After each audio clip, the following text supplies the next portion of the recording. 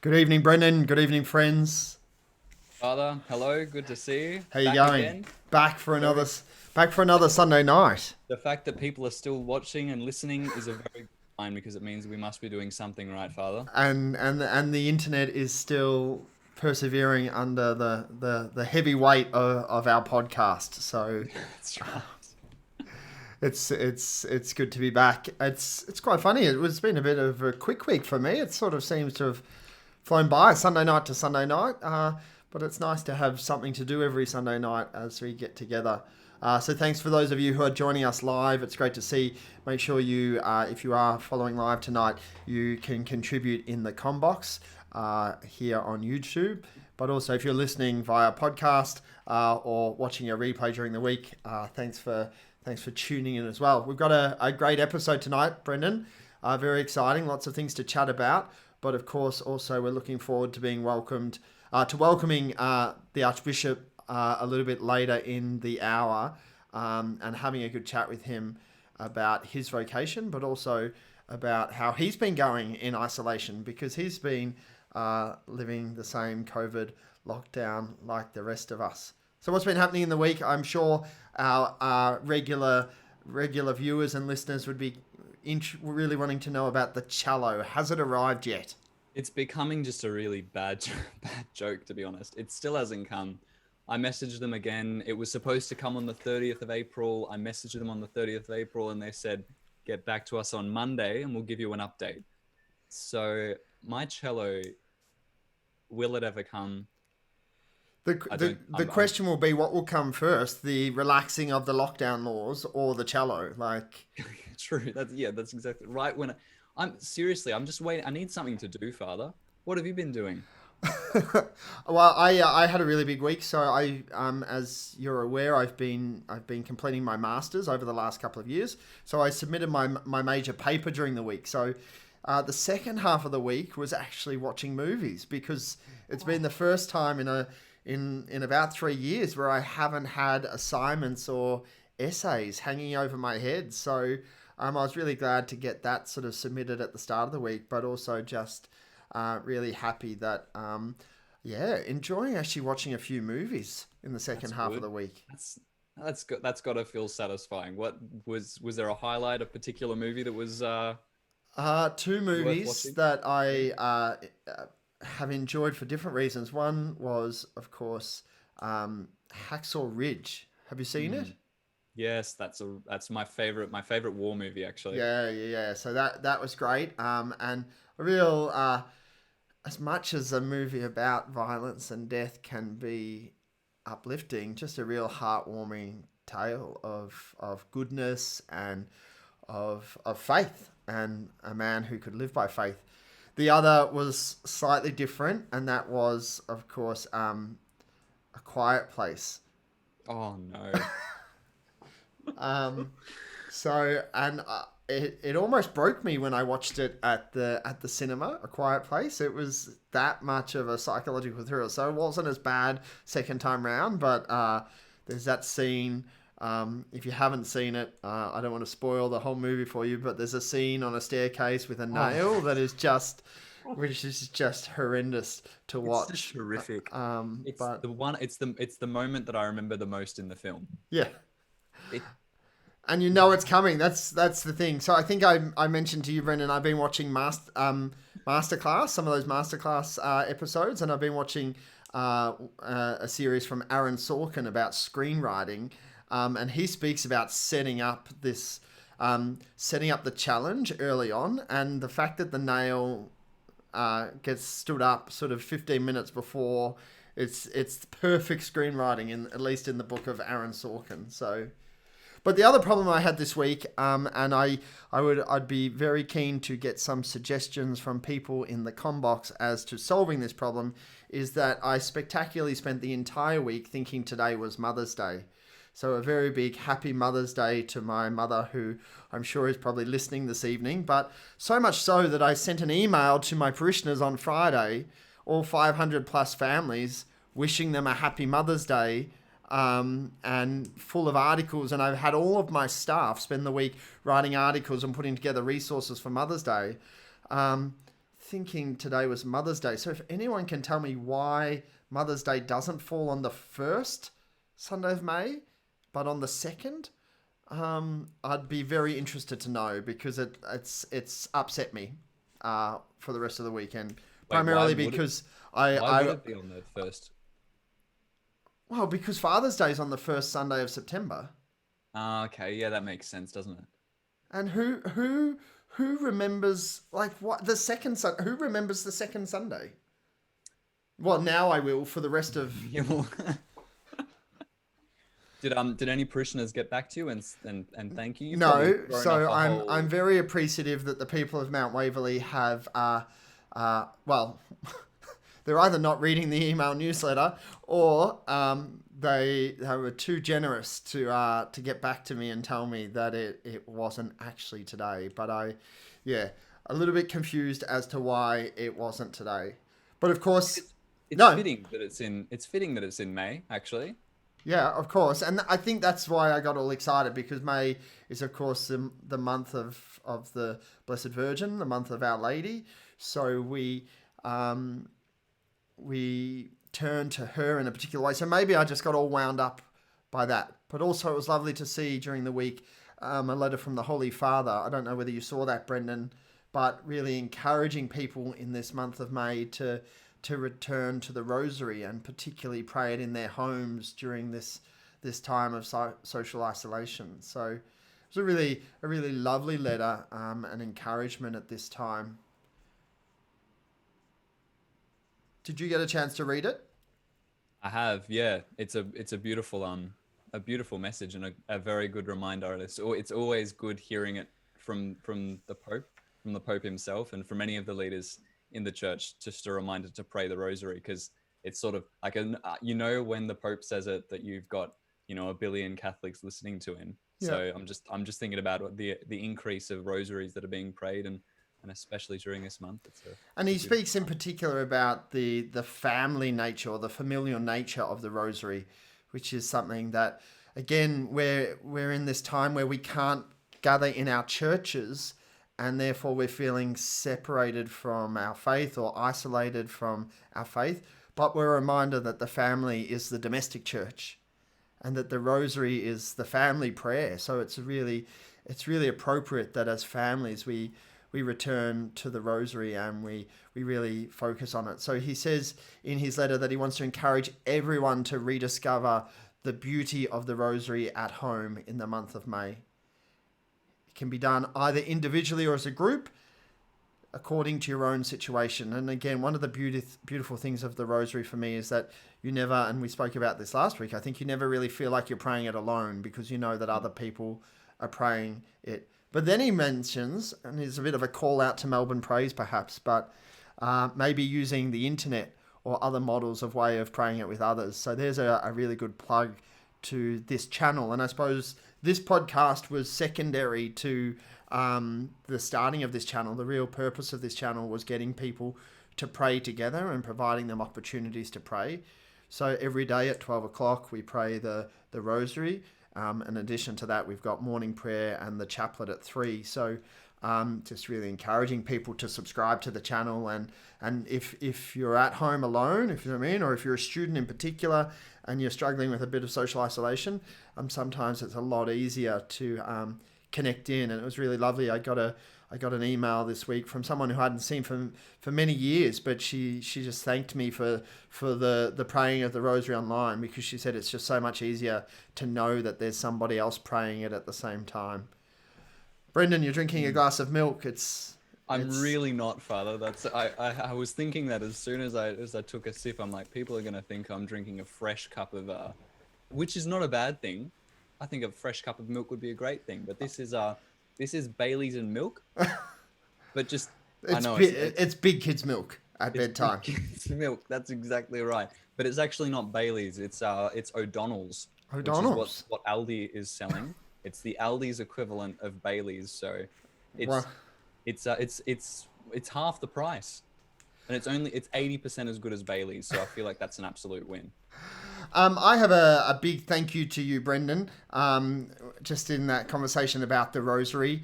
I didn't grow up praying the rosary. Sort of, I still remember very fondly receiving rosary beads for my first communion, and it was something I sort of learnt sort of as a teenager whilst I was an altar server.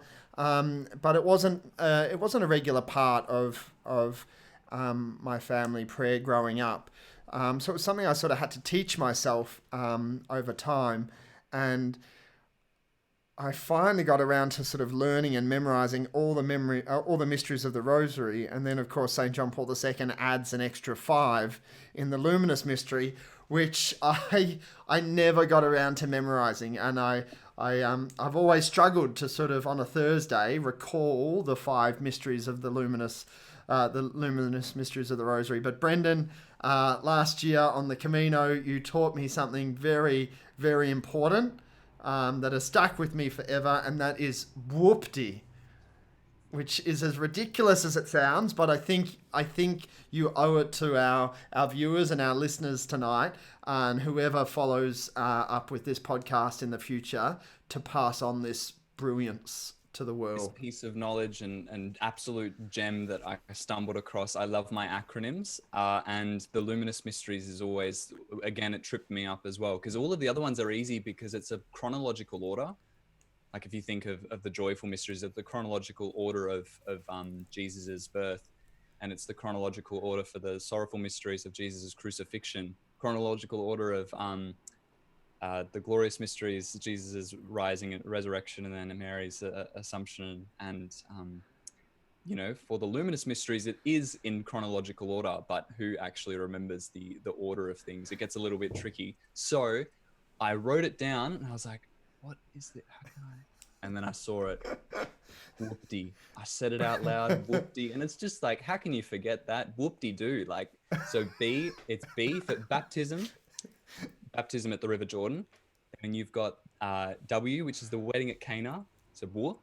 And then P, which is the proclamation of the kingdom of heaven. Then you've got T, the transfiguration. And then I, the institution of the Eucharist. Whoopty.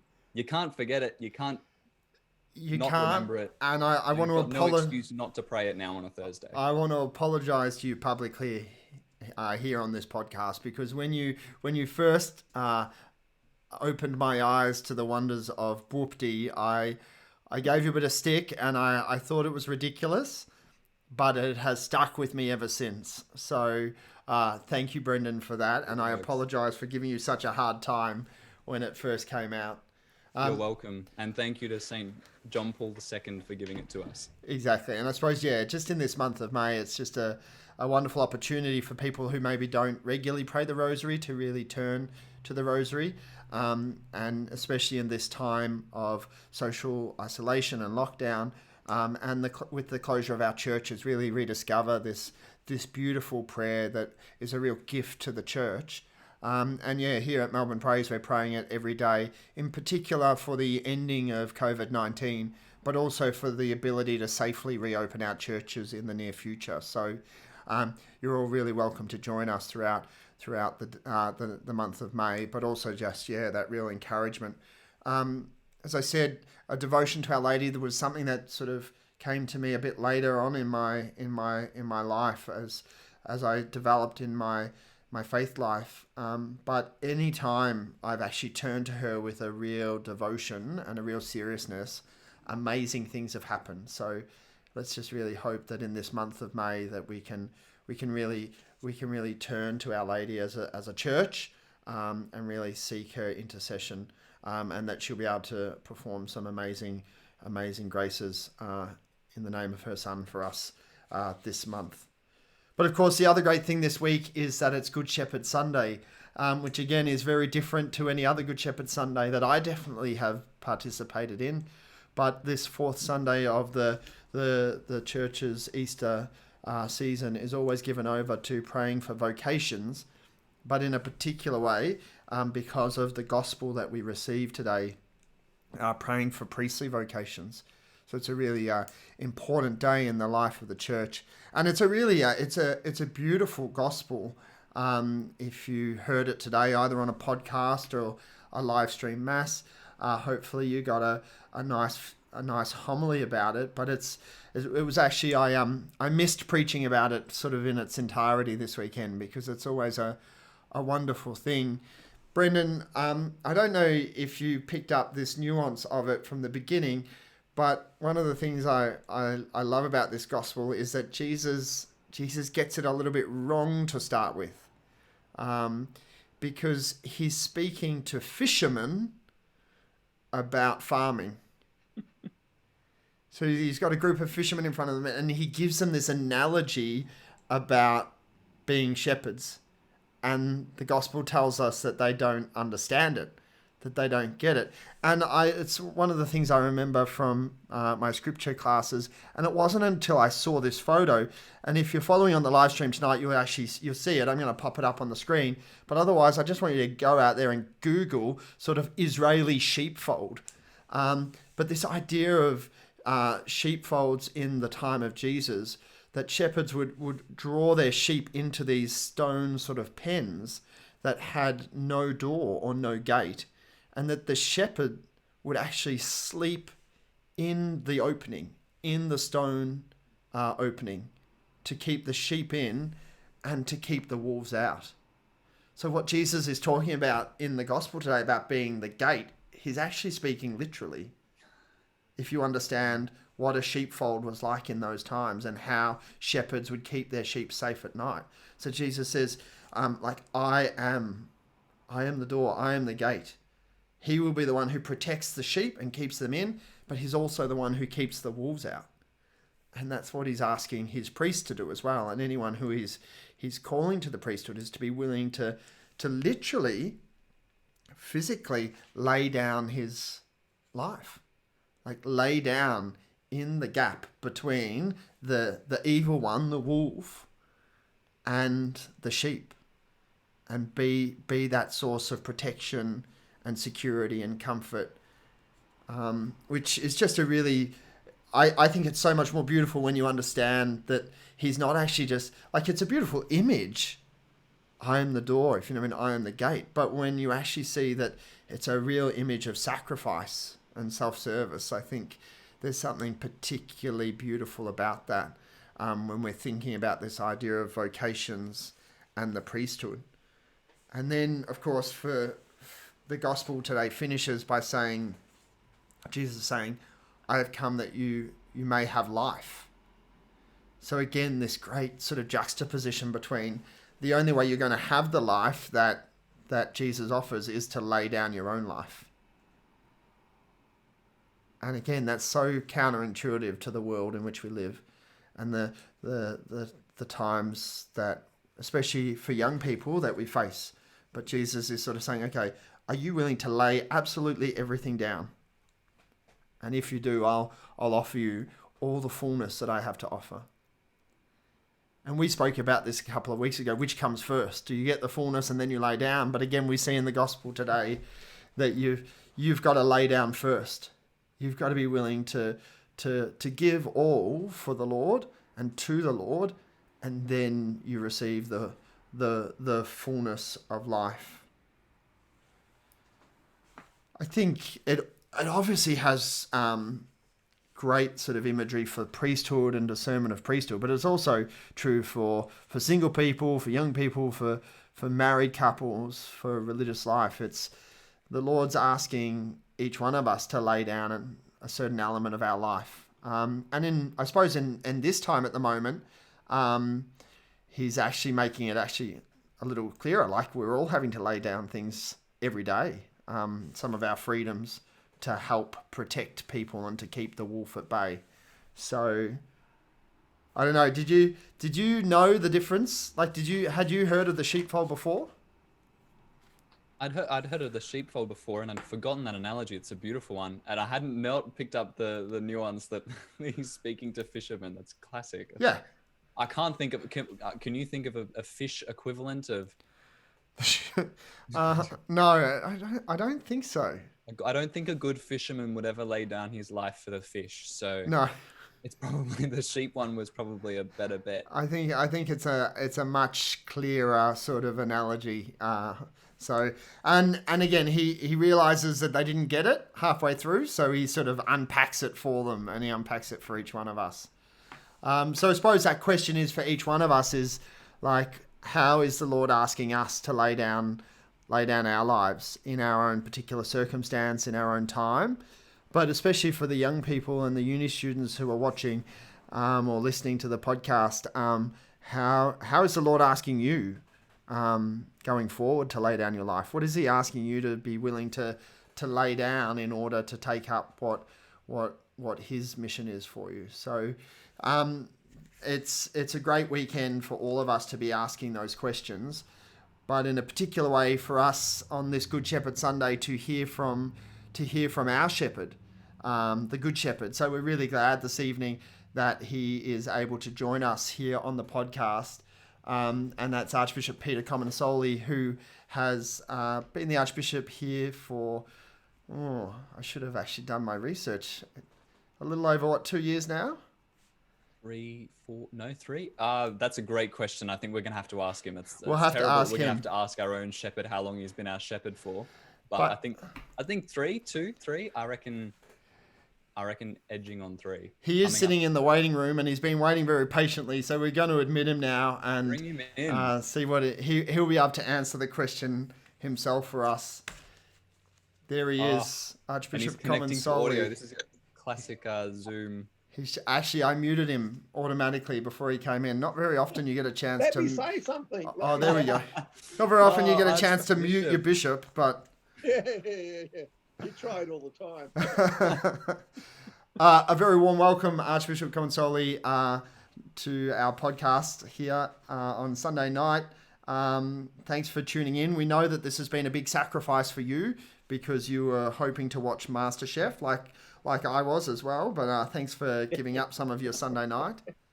I got a bit of chocolate here next to me, so I'll just scoff into the chocolate while we're here. We were just debating how long you've been the Archbishop. We didn't do our research. I say 3 years. It's 2. Oh, don't do it that long. It's not even 2 yet. Oh, you're kidding. Okay, I'm totally off then.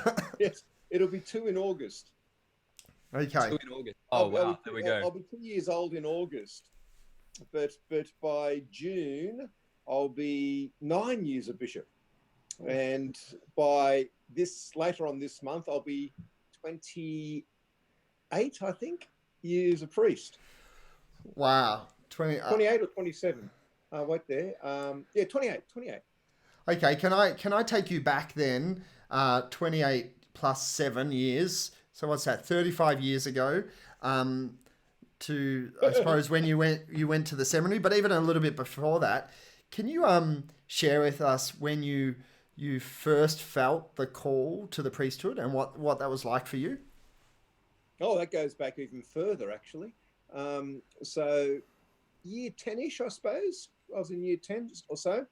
And I should say first that in our family, the Comensoli family, we were basically Catholics. We went to Mass on Sunday. There's a normal thing. We weren't overly religious, but we were kind of an ordinary, faithful Catholic family. I had an auntie who was a nun. I had a cousin who was a priest. So there was kind of that was a reasonably normal thing in our life anyway. But it was in about year 10 that I first had the sense of wanting, thought of being a priest. I was taught by Maris fathers, so my initial thought was I liked them. There was still some priests in the school, and I was impressed with them, and they sort of helped. But year 10 is not a good time for really necessarily considering these things. So I went on to year 12, left school, studied, worked for 4 years. So I didn't go to the seminary until I was just about to turn 22. What did you study at uni? I was doing economics.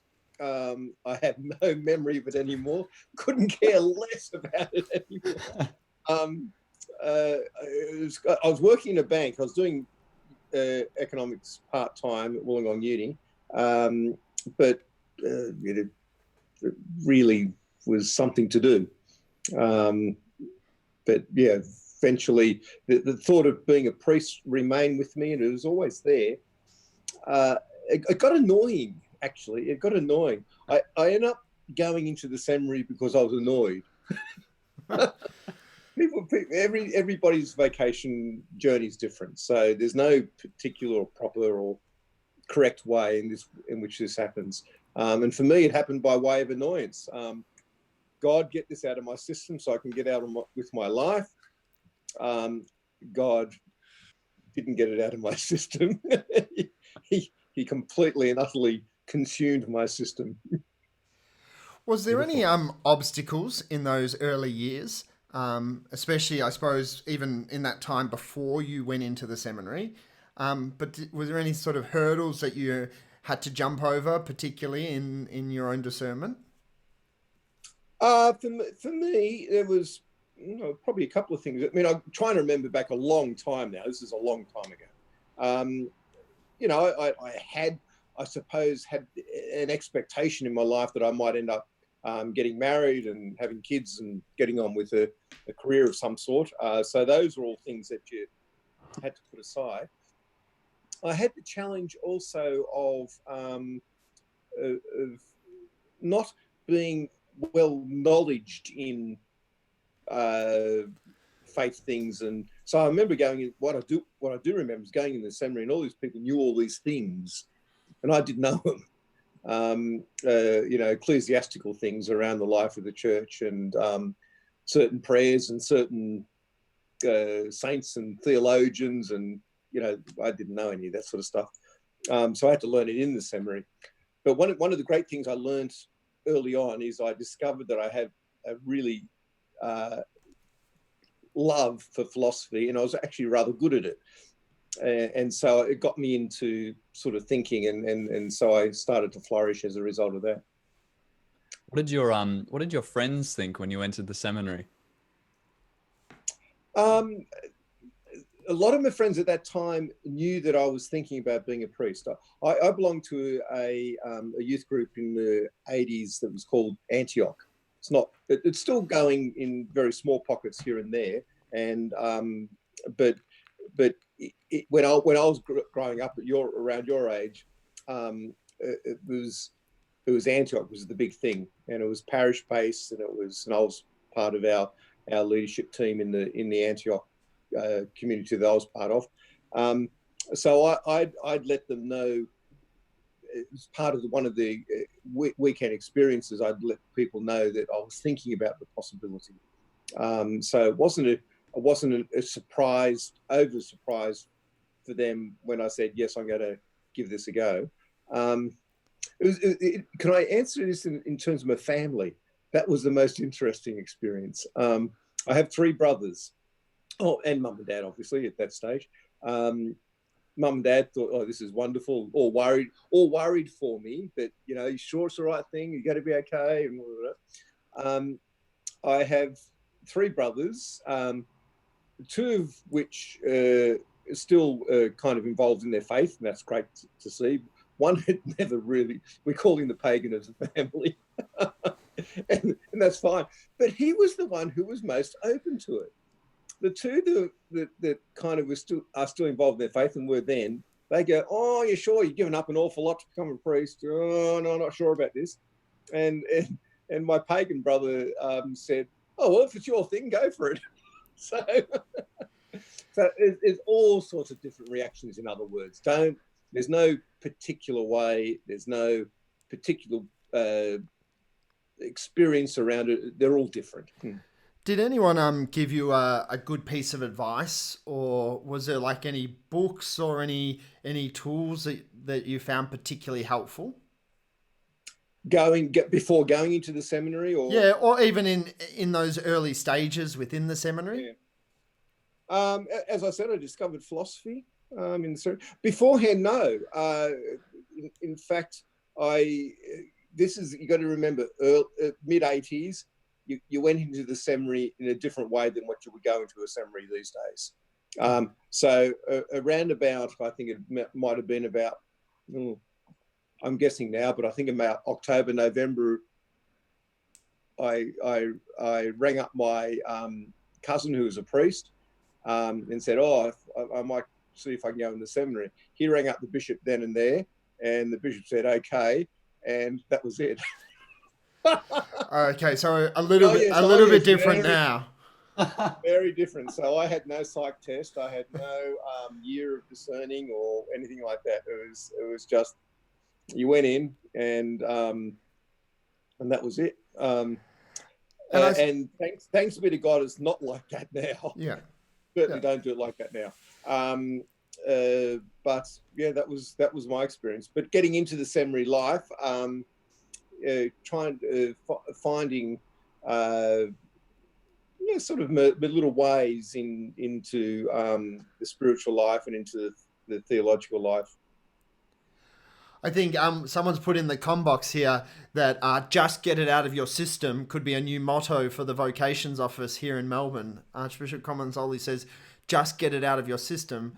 But I think there is a certain amount of truth to that. And I suppose what you're saying, and although there is a process now, a much more thorough process for people wanting to get into the seminary, part of it is that you can actually only really truly discern once you've actually gone into a place of discernment. And I think that was one of the final things that really helped me make that decision to go in, was that understanding that it's actually not a final step, it's the next step in the process. No, and it's actually a really important step. Yeah, certainly not the final step. It's a little step, actually. Yeah. And seminary time is a step as well. If we go into the seminary and think, I've made it, or if you're in the seminary and you think this is it, both of those are wrong. This is about entering into a life of a diocesan, in my case, diocesan priest, in your case too, Father Nick is diocesan priest. You're entering into a particular offering of yourself for the sake of the life of the gospel. And that's a lifelong journey. And I think the same goes for any young women that are listening as well, who are contemplating religious life. There's only so much discernment you can do outside of a setting that is designed to help you discern further. So at one point or another, you do need to just get it out of your system and enter into it. Archbishop, can I say something on that? Yeah. Sorry, Nick.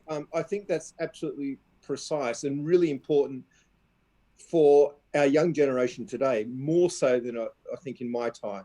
For our younger people today, there are so many options available to you. You can spend your life discerning, will I go this way, will I go that way? Maybe I'll do this. I'll study this for a little while. I'll go do something else, work on that for a while. We can discern ourselves to death. Mm-hmm. But discernment is only valuable if it leads to a decision. So discern, yes. Don't do it forever. Do it for what's needed, make a decision, and then trust in the living of that decision. Since then, your life has been a series of yeses that has probably led you in a path that you weren't sort of expecting. And you started off as a priest in Wollongong, and then after a number of years, you then became the auxiliary bishop in Sydney. And then from there, you've been made the Archbishop of Melbourne. So time and time again, you've had to say yes to the Lord when it's meant starting off in a new place and I suppose launching out into the deep. What's that been like when it's constantly been sort of, I suppose, just when you maybe feel like you've been settled or you've given a lot for the Lord, he asks something a bit further?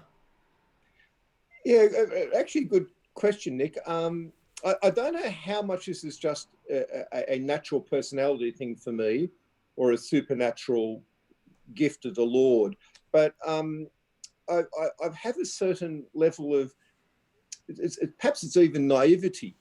I just say, well, okay, if you're asking me, I'll say yes and see where it goes.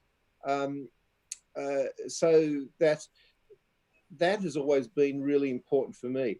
and I encourage you, now, I'm talking directly to you, Father Nick, and to all of our priests. The learning to say yes is an important thing. Each one of us made promises to our bishops at the time of our ordination, to be obedient to me and my successors, as the phrase goes. And I took that seriously. So I've always said, well, okay, if I'm going to go down this path, and this is what I'm being asked to do, then do it. Mm-hmm. If it's get it out of your system, it's also just do it. It can be a bit Nike as well. Archbishop, during this this time of isolation, did you find that you probably had the same response as well? What was your response to everything the government put out, and just this whole time? How was it for you? Brendan, as you know, I'm a little bit introvert, so the closing down of everything hasn't been personally. This is me personally. I haven't found it too challenging. I'm in an absolutely privileged position in that I can celebrate Mass and still receive the Lord in communion. You can't.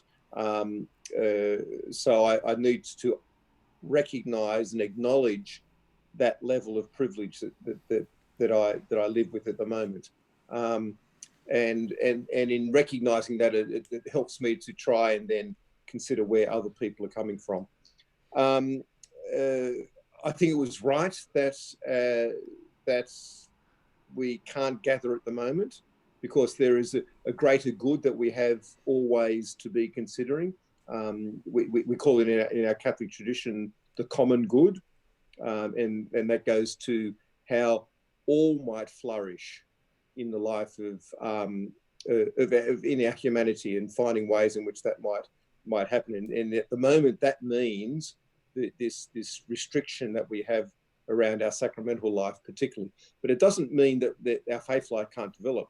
And I keep remembering that the first 25 years of Australia, as at the colonial level, there's barely a Mass said in that time. There was one period in those first 25 years for a couple of months that was Mass celebrated, and that was it. So our brothers and sisters, who were the first Catholics here in Australia, for 25 years, they raised whole families in that time, but they were able to pass on and live their faith, and find ways of being nourished in the Lord in that way. Was their sacrifice enormous? Yes, it's much more enormous than ours. We're up to 2 months, not 25 years. So it's worthwhile just keeping those sort of perspectives in mind here as well.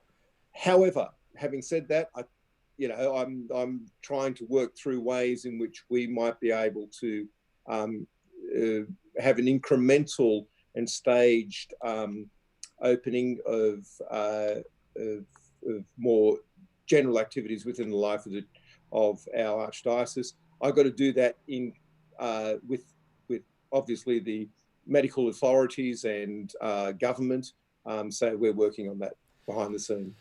And it's really good to hear that, because I know that there's a lot of people out there who are finding this time really particularly challenging. And it's been really interesting over the last week, even just watching the various government authorities and different groups starting to talk about coming out of lockdown. And it's made me think about that, like every time we make a spiritual retreat, and you would have made many retreats in your time as a priest and bishop, Archbishop Comensoli, how we're encouraged to, before we finish our retreat, reflect on the retreat and pick out a number of the graces that we've experienced, so as not to forget them when we go home. So for you, I suppose, in this time of lockdown or isolation, has there been any particular graces that you've found, like little pearls that have sort of shone for you, that you're going to try and take with you going forward once we get back to the busyness and the chaoticness of daily life? Yeah. Though I think we will all come back differently, Father Nick. I think how we each I think this will be a significantly life-changing moment for just about everyone. Mm-hmm. So we will, none of us will come back exactly the same as before we went in, and that's important to acknowledge and recognise. And you know, to those participating in our gathering this evening, just if I can encourage you to just be attentive to how the changes are happening within you and what they are. If I was to name some of the things for me at the moment, I think I would note that I've taken a liking to Saint Joseph over this time.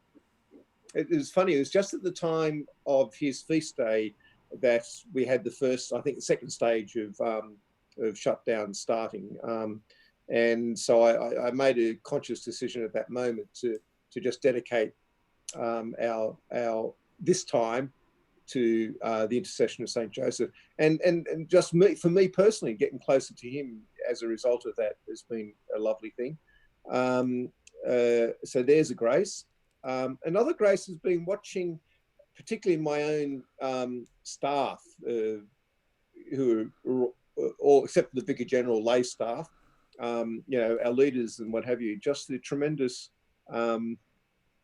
energy for the faith that they've got and wanting to find ways in which people can participate, and hearing stories about that too around all over the place, which is, you know, what you're doing, what you two are doing at the moment, is an example of that as well.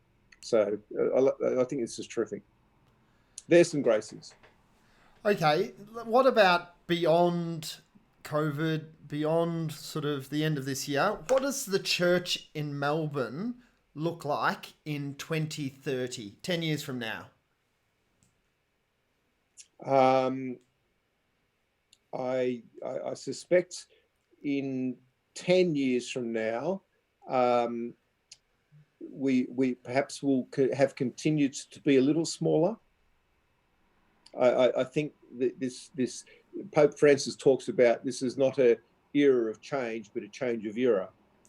And I think the whole of the world is going through this, and we are feeling it in a particular way here in Victoria and in Melbourne. What I think will happen is that our local communities will start to find seeds of flourishing and what have you. So it may not be obvious on the big scale, but there'll be all these ways in which God's people, in their local circumstances, will find ways of giving expression to their faith, of finding ways of welcoming Jesus into their lives, and finding ways in which they might be able to help others in that regard as well. So look out for our local communities over these next 10 years. If there was one gift that you think you've brought to the church in Melbourne, what would it be? I don't know. Stump the bishop. Yes. I don't know. Just being myself. I'm a Christian. Much more important that I'm a Christian than I am a bishop. Vastly, vastly more important. Vastly more significant that there is someone who is struggling to live the life of faith. So hopefully my gift might be just talking the name of Jesus into the circumstances that I can find. Okay, so back just really quickly to this question of vocations. Do you have any, I suppose, in your own mind, ideas that we can be doing as a church to really build a culture of vocations? What could we be doing in our parishes, in our families, in our schools, amongst our young people to really build a culture that values vocation? Yeah, I think one of the absolutely key thing is actually talking about vocations again. I think there's kind of been this period of we better not speak about priesthood. We better not speak about religious life. We better not speak about marriage even. But we talk about how the hearing and then the choosing of a particular life's vocation is good for us. It's actually a good thing. Whatever the vocation might be, it's actually a good thing. Not this sort of sense of, I'll drift here and drift there, maybe this, maybe that.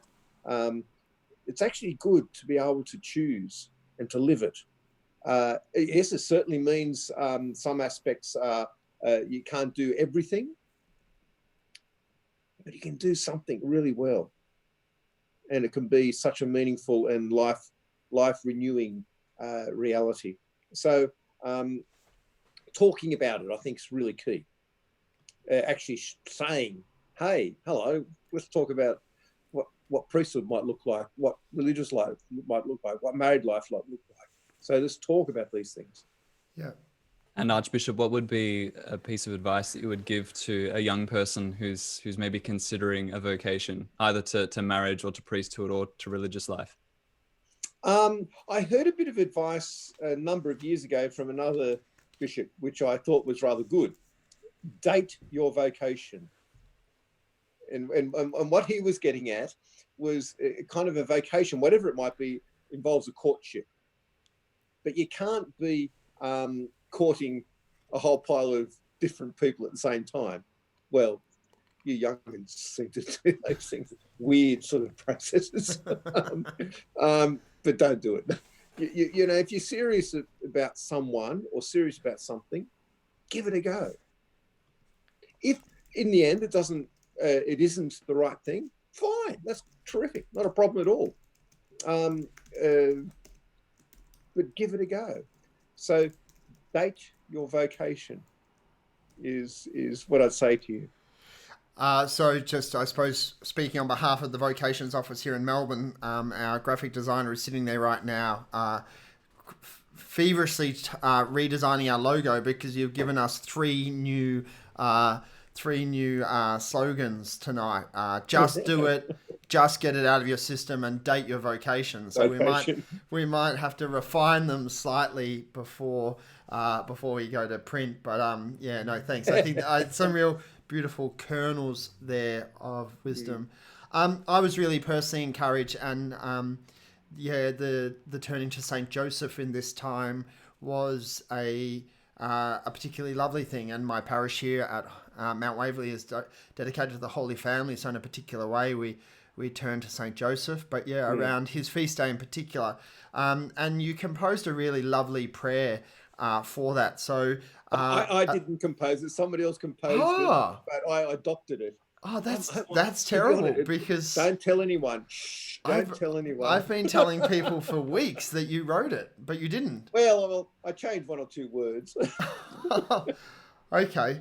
Well, somebody out there wrote and you adopted and made your own a beautiful prayer to Saint Joseph in this time in particular. So as a way, I suppose, of concluding our chat this evening, we thought we might... Well, no. I gotta get my... Have you got anything else you wanted to say? I have it on my phone, so that's how I say it all the time from my phone. So I've got it ready to say. Yes, have I got something else? Can I say something? By all means. Just hello, everyone. You didn't give me a chance to say hello. Oh, hello. Everyone. So hello, everyone who's participating in the this video cast, and I hope each of you are able to find a way in which the Lord is. Well, I want to say to you, the Lord's accompanying you. He is actually with you. He's walking with you right now. So just to find the ways in which you can be aware of that. It's a bit like those two disciples on the road to Emmaus. They didn't quite always recognize Jesus. It took them to the breaking of the bread to recognize him. Yet they talked about the burning of their hearts. So find those burnings in your hearts, the flame of the Lord that's there in his grace and in his goodness, and know that he's accompanying you. So just wanted to say that to all of you, and hi, everyone. Thanks very much. So we might conclude our time together and ask you, Archbishop, to lead us in this beautiful prayer to St. Joseph at this time. Okay. And folks, if you haven't downloaded the prayer, it's on our Archdiocese website. And all I did is took a screenshot of it from the website and put it on as a kind of a widget on my phone. So it's always there with me. In the name of the Father, and the Son, and the Holy Spirit. Amen. Amen. Saint Joseph, you were receptive to God working in your life. Help us by your prayers at this time of trial. You kept Jesus and Mary under your watchful care. May your prayers assist our local church to respond to those in need. You taught the Christ child your trade and prayers. Help us to follow his example of love. You were part of God's plan for all humanity. Assist us to be vigilant and responsible this day. You spent your life in service. May we be mindful of others, particularly the elderly and vulnerable, caring for them in these difficult times. You trusted in the clear primacy of God over all history and every situation. Help us to grow in faith and pray to the Father, thy will be done. Amen. In the name of the Father, the Son, and the Holy Spirit. Amen. Thank you very much, Archbishop, for joining us this evening. And luckily for you and for all of us, MasterChef is available on Catch Up. So, you get to watch it with a lot less ads as well, which generally drive me crazy. So, maybe would you like to give us your blessing this evening as you finish up? Yeah, Brendan and Father Nick, thank you very much for what you're doing here. This, I think, is a terrific little thing you got going, and I hope it continues into the future, which is great. The Lord be with everyone. And with your spirit. And may Almighty God bless you all, the Father, the Son, and the Holy Spirit. Amen. Go in peace, everyone. Thanks very much. Thank you, Archbishop. Cheers. Bye, Brendan. Bye, Father Nick. Thanks, Archbishop, for your time this evening. We very much appreciate it. For those of you who are continuing in the discernment, especially for the young people who are listening tonight, I just wanted to follow on from what the Archbishop was saying and invite you to join us on Wednesday evening at 8 p.m. for a new podcast that we're going to be doing here at Melbourne Praise called Discernment Straight Up. It's too important to talk about sitting down, and that's where, with one of our 6-year seminarians, JC Napolis, I'm going to be discussing all the different elements of discernment and what it means to be discerning, I suppose, in this time, if you know what I mean. So it's an important conversation to have. So you're all welcome to tune in on Wednesday night live at 8 p.m, but otherwise to follow up and catch up on the Melbourne Praise YouTube channel. Thanks, Brendan. I don't know how we're going to follow up next week. We rose very quickly from internet crashing to Archbishop, and now I don't know where we go from here. Look, I think Pope Francis is our next step, so let's go for that. Wow. Okay, so you have gone to the top. Yeah, that's it. We got to break the internet again somehow. Okay, well, I suppose between the Archbishop and Pope Francis is Justine Kumbo, and she should be known to a lot of people here in Melbourne. Justine's a really passionate and involved young Catholic woman here in Melbourne, and so we thought that next Sunday, being Mother's Day, that we'd get Justine on as our guest, and she's going to be sharing with us a bit of her own story, which is really quite remarkable. But also, we're going to talk about sort of fiery, passionate women in the life of the church, but also the vocation to being a young Catholic laywoman in the church at the moment. So Justine will be joining us next Sunday night live here on Melbourne Praise. So we're really looking forward to that. Make sure that you've liked us on Facebook at facebook.com/Melbourne Praise, and also that you shared the podcast, which is available at Google Podcasts and Apple or melbournepraise.com.podbean.com. Wonderful ways to share tonight's conversation with your friends who may have missed out. We finished on time as well, Brendan, which is quite amazing for us. That's it. No, we're doing all right. I feel like we're getting better and better each week, Father. Careful, touch wood there. Look, yeah, maybe. I think we're there's less mistakes. That's at least.